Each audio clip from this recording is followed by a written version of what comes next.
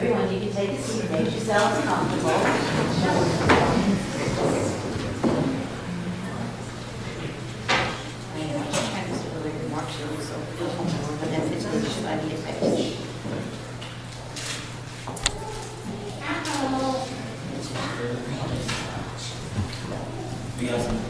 Yes, some? Okay. Now, believe it or not, this is a really happy day, despite the bride's tears, which I know are tears of joy. Now, we are all gathered here to witness the love that Stephen and Elena have discovered in each other, and to witness their making of a very important and everlasting commitment.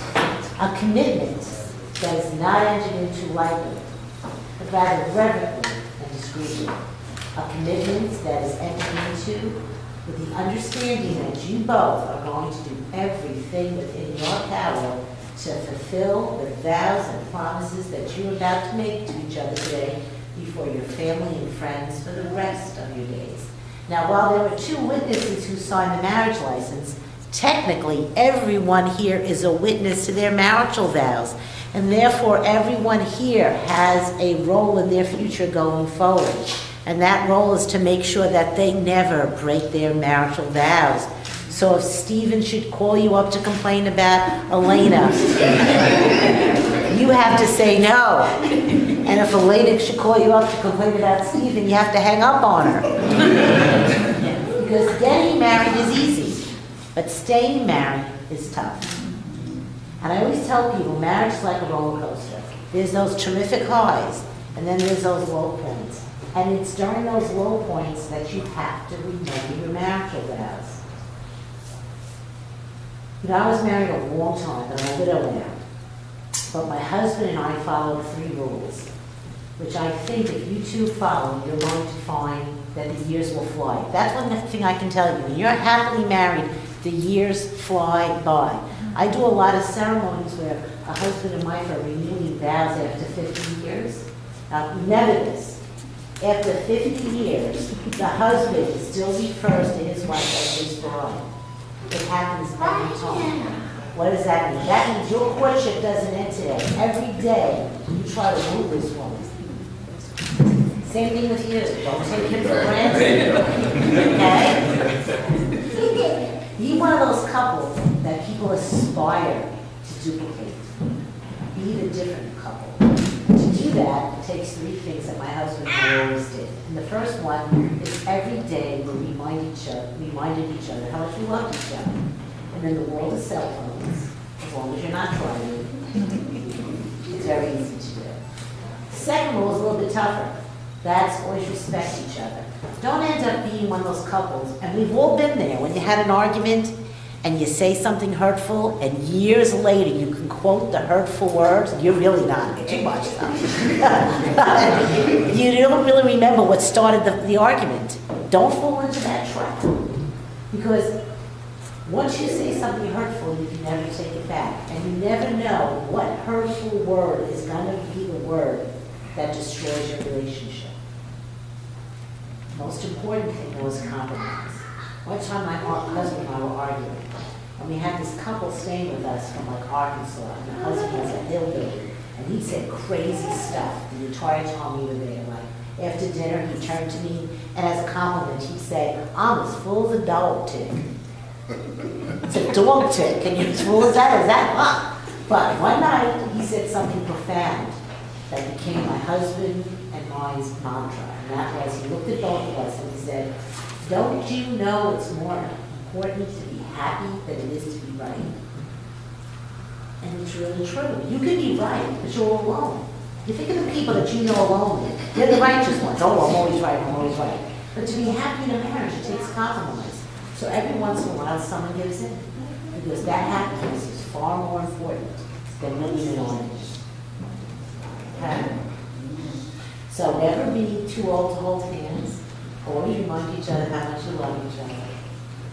And work at staying married. Now, before they take those vows, I have to ask all of you, do any of you know of a reason why they should not be joined in matrimony?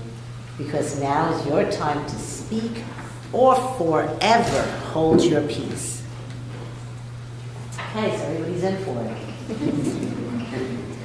Okay, so Stephen, Sean Lewis, do you take Elena Nicole Rowe to be your lawfully wedded wife?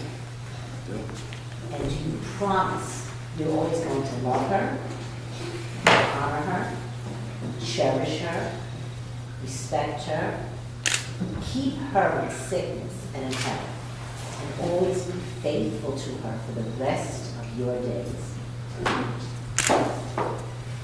And Elena Nicole Rowe, do you take Stephen Rashawn Lewis to be your lawfully wedded husband?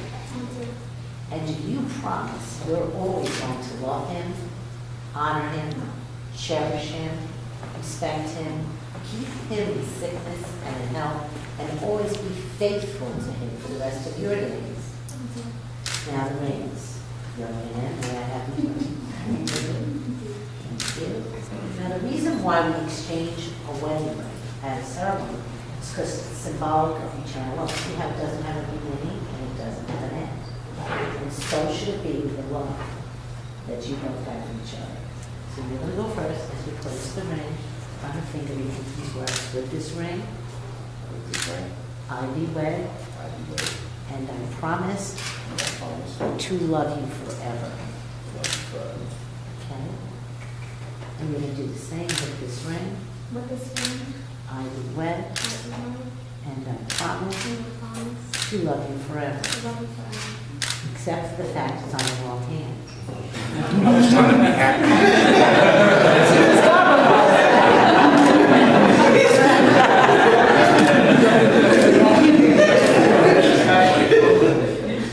Now, inasmuch as you both have declared before all of us your intentions to complete your lives by joining your lives by the power vested in me and pursuant to the laws of the state of New York, I declare you both to be husband and wife. You may kiss your wife.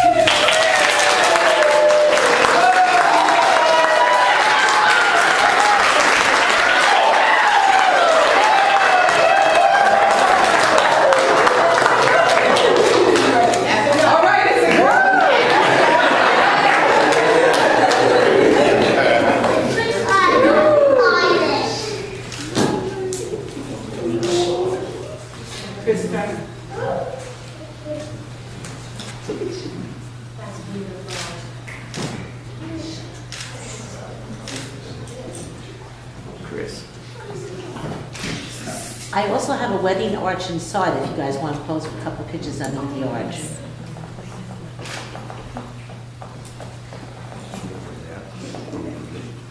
Yeah, man.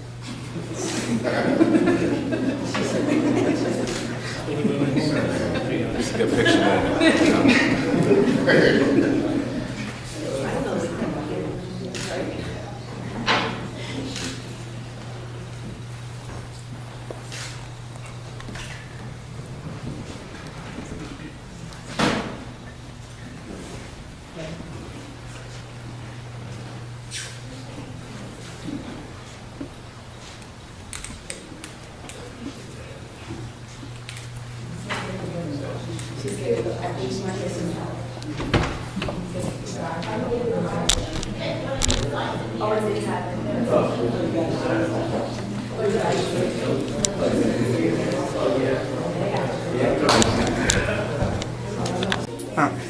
Three at the same time. you go on which side?